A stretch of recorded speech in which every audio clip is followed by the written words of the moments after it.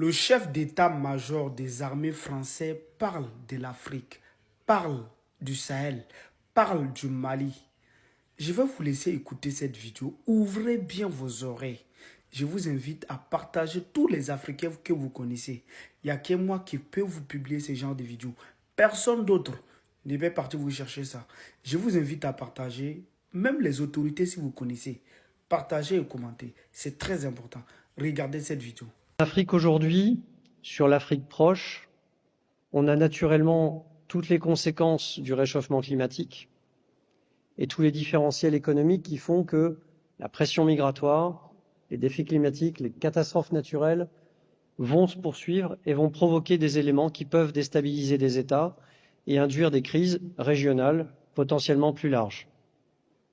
Deuxième phénomène, peu de temps après la triste commémoration des attaques terroristes de Daesh à Paris, aujourd'hui les leaders terroristes qui étaient autrefois basés au Levant, Proche-Moyen-Orient et Afghanistan, aujourd'hui sont en Afrique.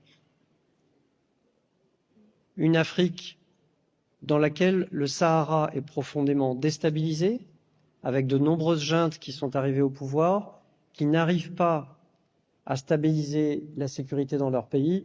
Vous avez en ce moment à Bamako au Mali, vous vous souvenez, il y a 12 ans, nous intervenions au Mali pour éviter que Bamako tombe à la main des djihadistes. Aujourd'hui, vous avez des djihadistes qui empêchent l'approvisionnement en essence de la capitale, avec une junte qui a fait appel à des corps expéditionnaires russes pour se protéger, pour essayer de rétablir une sécurité.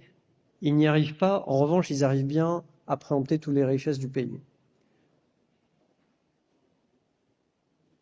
Nous observons que les techniques des drones qui sont utilisés aujourd'hui sur notre continent dans la guerre entre l'Ukraine et la Russie, c'est-à-dire la capacité à utiliser des drones en portant des charges explosives, cette technique est apprise par les groupes terroristes au Sahel. Donc là aussi, sur notre rive sud, des phénomènes préoccupants pour notre sécurité. Aujourd'hui, on n'a pas eu d'attaque préparée et organisée depuis le continent africain, mais il y a une évolution préoccupante des groupes terroristes, de leur emprise sur des régions entières.